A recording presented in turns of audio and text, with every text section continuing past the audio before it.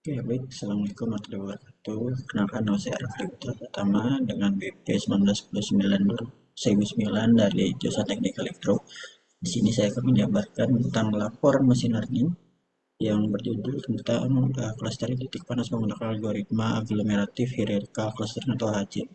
Di sini untuk dosen pengampunya itu adalah Bapak Miro Lutfi STMT yang dibuat oleh saya sendiri. Oke, kita masuk ke pendahuluan tabel 1, di mana ada latar belakang yang berisikan Indonesia merupakan salah satu negara yang memiliki kawasan hutan tropis terluas di dunia. Namun dalam dekade beberapa terakhir, Indonesia menghadapi permasalahan serius berupa meningkatnya frekuensi dan skala kebakaran hutan dan lahan atau tertulak. Kebakaran ini sering terjadi di wilayah dengan luasan vegetasi yang besar seperti Pulau Kalimantan dan Sumatera. Penyebabnya itu adalah dampak ekologi, sosial, ekonomi yang sangat merugikan. Secara ekologis, kebakaran menyebabkan degradasi hutan, kerusakan habitat satwa liar, serta hilangnya keanekaragaman hayati. Dan untuk secara sosial, kabut asap yang dihasilkan dapat menimbulkan gangguan kesehatan bagi masyarakat. Selain itu, secara ekonomi juga karhutla dapat mengganggu produktivitas sektor pertanian, transportasi, serta menimbulkan beban biaya besar bagi pemerintah dalam upaya penanggulangan dan pemulihan. Lanjut, seiring dengan perkembangannya teknologi informasi dengan berbagai metode analisis berbasis machine learning ya, terutama telah banyak diimplementasikan dalam pengolahan data lingkungan, termasuk untuk analisis hotspot. Salah satu metode yang banyak digunakan adalah clustering, yaitu teknik pengelompokan data berdasarkan tingkat kemiripan antar objek. Dengan clustering, pola distribusi hotspot dapat dipahami sehingga memberikan gambaran terkait area dengan tingkat risiko kebakaran yang berbeda. Kita di sini menggunakan hierarchy clustering ya, sesuai dengan yang judul tadi. Hierarchy clustering itu merupakan salah satu metode clustering yang unggul karena mampu menggambarkan hubungan antar kelompok data dalam bentuk struktur hierarki. Hierarchy clustering ini sebagai metode jenis itu aglomeratif dan divisif. Pada penelitian ini digunakan metode aglomeratif atau HHC karena memiliki karakteristik pendekatan bottom up, yaitu setiap data awalnya dianggap sebagai klaster tunggal. Kemudian digabungkan berdasarkan kemiripan hingga membentuk klaster yang lebih besar. Kita lanjut ke tujuan penelitiannya ya. Untuk tujuan penelitian itu ada 5 di sini yang saya tampilkan. Lakukan pengelompokan titik panas menggunakan algoritma AHC. Yang kedua, menjelaskan proses perhitungan jarak antar objek menggunakan Euclidean distance dan uh, serta metode single linkage. Menyajikan visualisasi struktur klaster yang terbentuk melalui dendrogram, mengevaluasi kualitas hasil klaster menggunakan metode Silote Coefficient. Yang kelima itu mengidentifikasi kategori area risiko kebakaran berdasarkan hasil pengelompokan klaster. Oke, ini untuk bab 2. Untuk landasan teori dari HC tersebut itu merupakan salah satu pengelompokan ya. Seperti yang dijelaskan dari latar belakang tadi, itu clustering dalam unsupervised learning yang membentuk struktur hierarki data melalui proses penggabungan cluster secara bertahap. Nah, untuk prosesnya itu setiap objek atau data diperlakukan sebagai sebuah cluster tunggal. Selanjutnya itu objek-objek tersebut digunakan secara iteratif berdasarkan tingkat kemiripan dan kedekatan hingga membentuk sebuah struktur hierarki yang lengkap. Termasuk konsep dasarnya HC, yaitu ada karakteristik utama HC, yaitu ada 3. Itu bersifat bottom up, proses dimulai dari unit kecil atau single object. Yang kedua, membentuk jumlah cluster di awal. Yang ketiga itu visualisasi berupa dendrogram. Termasuk ke tahap proses HC itu pertama ada inisialisasi yang setiap data dianggap sebagai satu cluster sendiri. Yang kedua, perhitungan jarak, menghitung jarak antar setiap cluster, pemilihan pasangan cluster terdekat, penggabungan cluster, update matriks jarak, dan 5 iterasi. Nah, untuk pengukuran jarak distance metrik ini, ahli cluster biasanya mengukur kemiripan antar data menggunakan jarak. Nah, menggunakan Euclidean distance ya, dimana rumusnya itu D dalam U kali U, V tutup kurung sama dengan akar ke kurung 1 dikurang V1 kuadrat tambah kurang V2 kuadrat, dan seterusnya. Keterangan ya U per U atau V-nya itu tujuan tingkatan data. Satu. Ini masih V itu, ini satu ya, U1 dan V1 itu nilai atribut ke KI atau satu. Semakin kecil nilai jarak, maka semakin mirip data tersebut. Kita masuk kepada metode linkage. Untuk metode linkage itu ada 4, di mana ada single linkage, complete linkage, average linkage, dan watch method. Yang keenam itu ada representasi dendrogram, di mana dendrogram itu adalah diagram perbandingan yang menunjukkan proses penggabungan klaster. Bagian di bawah itu menunjukkan objek individualnya, sedangkan bagian atas menunjukkan penggabungan klaster hingga menjadi satu kelompok. Untuk fungsi dendrogram sendiri itu menganalisis struktur pengelompokan, menentukan jumlah klaster optimal, dan menilai kedekatan antar klaster. Nah, untuk cara menentukannya itu dapat dilakukan dengan mencari titik di mana jarak penggabungan meningkat tajam atau bijak. Potongan dilakukan tepat sebelum kenaikan tersebut. Kita masuk ke evaluasi klaster atau Silhouette coefficient, di mana itu rumusnya itu SI sama dengan BI dikurang AI per max AI dikurang BI. SI sama dengan BI dikurang AI per max kurung AI kali BI. Nah, untuk keterangannya itu adalah AI itu rata-rata objek yang objek I ke anggota klaster yang sama, dan BI itu jarak objek I ke klaster terdekat di luar klasternya. Nah, di sini ada keterangan lagi untuk nilai SC-nya ya. Misalnya mendekati +1, klaster sama dengan baik. Mendekati 0, berada di batas 2 klaster. Mendekati -1 itu adalah salah klaster. Nah, ini untuk kelebihan dan kekurangan HC itu, untuk kelebihannya sendiri tidak membutuhkan jumlah klaster di awal, dapat divisualisasikan, mudah dipahami secara konseptual, dan tidak perlu inisialisasi centroid. Untuk kekurangannya, kompleks kompetisi tinggi, sulit mengoreksi kesalahan tahap awal, kurang efisien untuk data sangat besar. Nah, untuk aplikasi AHC itu banyak diterapkan dalam analisis bioinformatika, segmentasi pasar dan pemodelan sosial, serta analisis geosis hotspot. Contohnya yang penelitian sekarang ini. Kita lanjut ke bab 3 itu metode penelitian. Untuk deskripsi datasheetnya itu di sini menampilkan ada banyak data ya. Yang bisa dilihat itu ada 629 data. Nah, ini data tersebut saya ambil dari jurnal lain itu, dan tanpa izin juga gitu. Oke, kita lanjut. Untuk datanya itu adalah menampilkan kumpulan data titik panas atau hotspot yang digunakan mengelompokkan menggunakan AHC. Nah, di sini kita pakai kolom yang dipakai itu kita ambil PRP, confident, dan kelembapan. Di sini kita ambil cuman ya untuk bagian awalnya aja gitu. Nah, angkanya itu diambil persis dari tabel yang ditampilkan di gambar tadi. Nah, untuk rumus yang dipakai itu untuk equilibrium distance atau 3 dimensi itu dapat du kali V dalam kurung sama dengan akar dari FRPU dikurang FPU FI pangkat 2 ditambah confident U dikurang confident V pangkat 2 dan seterusnya juga. Di kelembapannya di kelembapan U dikurang kelembapan V akar 2. Nah, karena ketiga atribut sudah diberikan angka, kita hitung jarak antar pasangan. Jarak antar pasangan nomor 1 dan 2, di mana tadi nomor 1 itu 6,2, 5, 55, 91, terus 5,0, 54, dan 91. Nah, untuk FRP-nya itu didapatkan itu 1,44. Untuk confident-nya itu sama dengan 1, dan kelembapannya sama dengan 0. Jumlah kuadratnya yang dihasilkan didapatkan itu adalah 2,44. Juga nomor 3, maaf sebelum yang B. Jadi D12 sama dengan 2 akar 2,44. Yang di luar itu sama dengan 1,56 atau sama dengan 1,562. jarak nomor 3 juga seperti yang B juga jarak 1 ke nomor 3.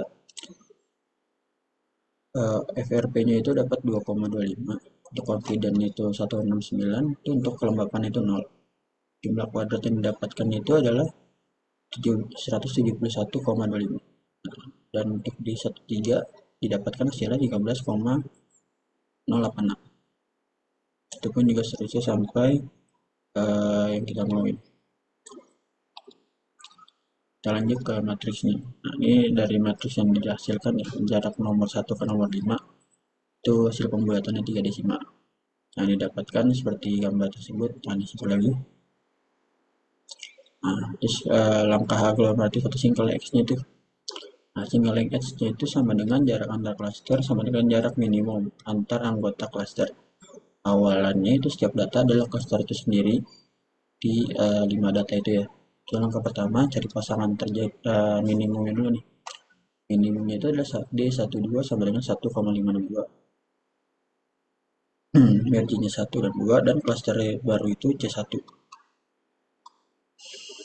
Gini. Sekarang kan klasternya itu 1, 2 itu udah digabung, jadi ada 4 klaster ya. 1, 2, terus 3, 4, 5. Angka 2 itu hitung jarak antar klaster baru C1 dan selain klaster lainnya. Jadi digabung gitu. Ada C13, C14, dan C15. Didapatkan itu adalah dari DC13 itu didapat 12,004. Untuk DC14 didapatkan 15,281 dan C15 didapatkan 10,58. Nah, kita bandingkan jarak antar klaster yang tersisa. Itu D34 itu 7,80, D35 11,49, dan D45 itu 7,8. Nah, minimum sekarang itu adalah DC145,281. Dan ini jarak antara klaster 1, 2, dan 4. Klaster baru C2 sama dengan 1, 2, 4. Sekarang klasternya tinggal 3, 1, 2, dan 4 itu udah digabung, dan tinggal 3 dan 5. Setelah langkah 3 itu jarak C2 ke klaster lain. Bisa sama seperti tadi ya, mungkin kita persingkat saja. Setelah dihitung itu didapatkan hasilnya itu untuk di C23 itu 7,280 dan di C25 itu 78,64. Nah, jarak antar 3 dan 5 itu adalah 11,91. Minimum saat ini itu adalah di C23 sama dengan 71. Klaster baru C3 nya itu adalah 1243. Dan klasternya sekarang C3 itu ada 1, 2, 3, 4, dan 5 dan 5 belum. Nah, untuk langkah final, untuk langkah keempatnya itu hitung jarak dari DC35 dan ya seperti tadi juga ya. Nah, jadi setelah didapatkan hasilnya kita urutkan penggabungannya itu. Biar di 1 dan 2 itu 1,562, 2 itu seperti ini ya, sedikit di sini ya. Nah, itu proses HC atau single edge untuk data 1 sampai 5. Hasilnya ini juga konsisten nih dengan prosedur yang dijelaskan pada laporan yang kita buat tadi untuk pembuatan matriks. Nah, ini contoh lainnya bisa dilihat juga seperti di sini ya. Nah, karena kita kan machine learning, jadi programnya itu listing program saya cantumkan di sini. Ini saya menggunakan MATLAB ya. Ya, menggunakan MATLAB listing programnya. Nah, kita masuk ke bab 4 itu hasilnya pembahasan. Untuk gambaran umum, data tersebut itu data titik panas hotspot digunakan pada penelitian yang berjumlah 599 data. Masing-masingnya itu berisi lokasi, longitude, dan latitude, serta parameter kondisi lingkungan, serta seperti FRP, confident, kelembapan, curah hujan, dan kecepatan angin. Kecepatan angin. Nah, variabel utama yang dalam proses pengelapan klaster itu adalah FRP. Nah, bagi yang nggak tahu FRP tadi itu apa, itu saya juga lupa juga menjelaskan. Di awal tadi adalah fire radiative power, itu menggambarkan intensitas panas sumber titik api. Confident menunjukkan tingkat keyakinan bahwa titik tersebut merupakan hotspot. Yang ketiga, Colombo menyatakan kandungan uap air pada lokasi titik panas dari. Tiga parameter ini dipilih sebagai dasar pengelompokan karena memiliki kontribusi paling besar dan membedakan kondisi tingkat bahaya kebakaran. Nah, untuk 4.2-nya itu penghitungan jarak Euclidean ya. Hitungannya itu menggunakan Euclidean dengan persamaan yang sudah tadi kita yang saya jelasin juga di atas itu kan. Dengan rumus seperti ini. Nah, contoh penggunaan data kan nomor 1 dan 2 nih. Nah, kita masukin deh. Jadi FRPU kan 6,25 dikurang 5,042 ditambah 55 dikurang 54 angkat 2 sesuai kan. Nah, nanti dihitung semuanya nih, lalu didapatkan 2,44. Nah, jadi D12 nya itu adalah 1,562 di sini nih. Itu pun juga 14, 24 terusnya dan seterusnya juga. Nah, pasangan yang memiliki jarak terakhir adalah nomor 1 dan nomor 2.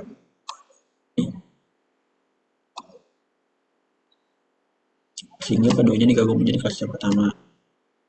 Selain contoh pada tabel di awal tabel tadi, data yang berada jauh di bagian akhir nomor 628, 629 itu memiliki jarak yang cukup besar tuh. Setelah tadi saya coba hitung-hitung kan, didapatkan hasilnya 13,138. Nilai jarak yang menunjukkan bahwa kedua titik tersebut ini jauh berbeda karakteristiknya dibandingkan titik-titik awal, menandakan potensi kategori klaster yang berbeda. Nah, untuk proses clustering AHC ini, setelah matriks tadi jarak tersebut terbentuk ya. Nah, secara proses AHC dilakukan secara bertahap tuh. Semua data dianggap sebagai cluster tunggal. Cari jarak minimum atau cluster, terus dua cluster terdekat digabung. Yang keempat, dilakukan pembaruan jarak atau single length edge, jarak minimum antara anggota tiap cluster. Kelima, proses berulang sampai ke zona tergabung. Total tahapan awalnya tadi itu langkah 1, cluster 1 dan 2 karena jaraknya 1,562 itu yang merupakan paling kecil. Langkah 2, cluster 1 2 digabung dengan data 4 karena jarak minimumnya itu 5,281. Langkah 3, cluster 1 2 4 bergabung dengan data 3 pada jarak 7,280. Langkah terakhir berikutnya itu bergabung dengan data 5 pada jarak 7,864. Nah, penggabungan ini tersebut berlanjut hingga seluruh data menjadi satu struktur hierarki.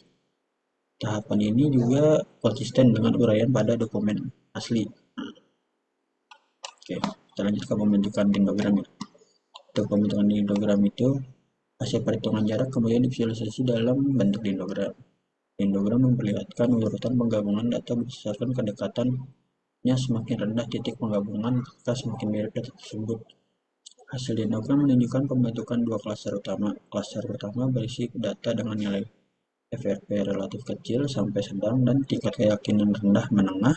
Sedangkan klaster kedua itu berisi data FRP dan confident yang lebih tinggi, mengindikasikan potensi kebakaran yang lebih tinggi. Nah, ini untuk hasil visualisasi dendrogram yang saya ambil. Gambar dendrogram di atas itu menampilkan pengelompokan data menggunakan metode HC dengan kedekatan berupa jarak Euclidean. Dendrogram mengillustrasikan bagaimana setiap data bergabung menjadi klaster yang lebih besar berdasarkan tingkat kemiripan atau similarity antar objek. Sumbu vertikal menunjukkan nilai jarak atau Euclidean distance. Ketika dua klaster digabungkan, maka semakin tinggi posisi penggabungan, semakin jauh jarak atau semakin berbeda karakteristik antar klaster tersebut. Secara umum, struktur dendrogram menunjukkan bahwa satu, data bergabung dalam klaster terlebih dahulu pada level jarak rendah, yang mengindikasikan bahwa sebagian besar data memiliki kemiripan cukup tinggi berdasarkan nilai FRP, confident, dan kelembapan. Yang kedua, dua kelompok besar terbentuk secara jelas ditunjukkan oleh dua warna utama, oranye dan hijau pada bagian bawah dendrogram. Nah, ini. Terus pemisahan ini terjadi ada ketinggian jarak yang cukup signifikan menandakan perbedaan karakteristik yang cukup jelas di antara kedua kelompok. Yang ketiga itu cluster kiri orange ya. Kita bahas yang cluster kiri. di mana didominasi oleh data dengan nilai FRP yang relatif kecil hingga sedang, serta confident yang cenderung lebih rendah.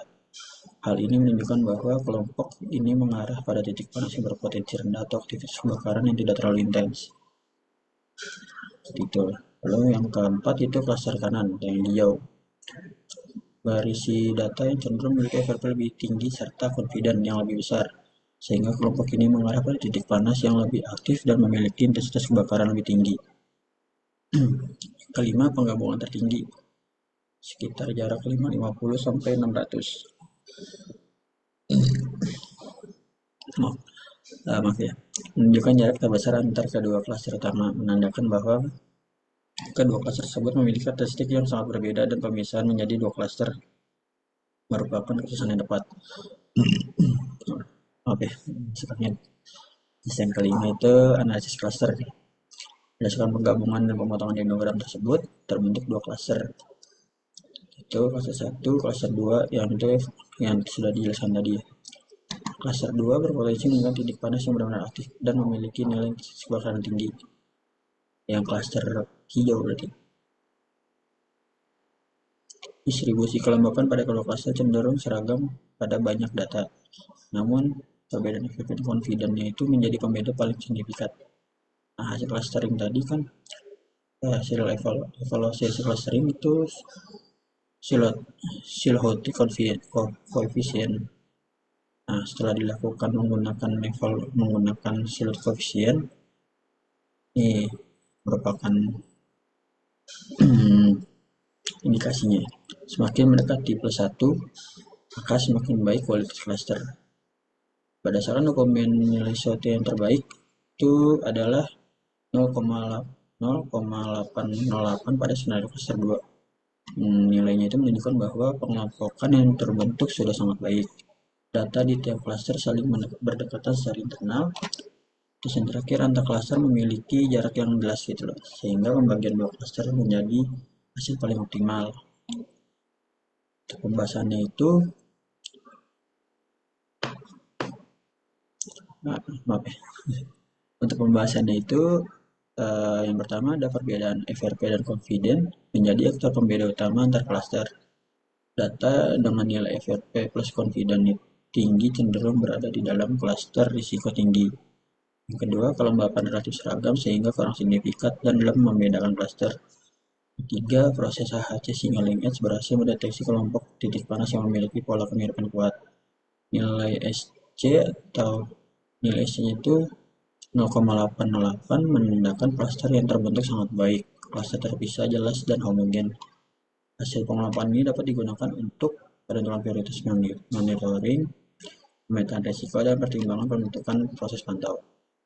Yang keenam itu, titik dengan FRP tinggi membutuhkan perhatian lebih karena menunjukkan energi radiasi besar dan potensi kebakaran menengah sampai tinggi. Secara keseluruhan, metode HC mampu memetakan hotspot sesuai karakteristik fisiknya dan memberikan informasi yang mendukung keputusan mitigasi kebakaran. Nah, masuk ke bab 5 itu kesimpulan dan saran. Setelah dilakukannya penelitian perhitungan tadi, yang bisa saya dapat simpulkan adalah yang pertama, pengelompokan menggunakan AHC itu menunjukkan bahwa sebagian besar data memiliki kemiripan tinggi berdasarkan nilai FRP, confident, dan kelembapan. Di sini kedua, dendrogram memperlihatkan terbentuknya dua klaster utama pada tingkat jarak difrequent tinggi, menandakan bahwa perbedaan karakteristik antara dua kelompok. Pertama itu fase pertama mencakup titik dengan nilai FRP dan confident relatif rendah hingga sedang. Yang kedua, dari confident tinggi ke menunjukkan potensi kebakaran yang lebih besar. Terus yang ketiga itu nilai COT, menunjukkan bahwa kualitas pengelompokan yang dihasilkan sangat baik dan homogenitas. Yang keempat itu pengelompokan yang diperoleh dapat dimanfaatkan sebagai dasar dalam kategori tingkat potensi kebakaran. Terakhir itu saran dari saya tuh ya, penelitian selanjutnya disarankan untuk menambah variabel lain seperti vegetasi, suhu udara, dan jarak terhadap pemukiman guna meningkatkan akurasi dalam penilaian potensi kebakaran. Yang kedua, integrasi hasil pengelompokan ke dalam sistem pemetaan spasial interaktif disarankan untuk mendukung kegiatan pemantauan lapangan secara lebih komprehensif dan real time. Ketiga, penggunaan metode pemodelan lain seperti KEMIS, DP-Scan, atau pendekatan supervised learning itu dapat dilakukan sebagai pembanding untuk menilai konsistensi dan reliabilitas hasil pengelompokan yang diperoleh dari metode HAC. Nah, yang terakhir, perlu dilakukan validasi tambahan melalui perbandingan dengan data kejadian kebakaran aktual di lapangan guna memastikan kesesuaian analisis dan dengan kondisi nyata. Nah, mungkin itu ya yang bisa saya jabarkan dan bisa saya paparkan dari laporan saya yang saya bikin. Kurang lebihnya mohon maaf. Terima kasih. Izin pamit. Assalamualaikum warahmatullahi wabarakatuh.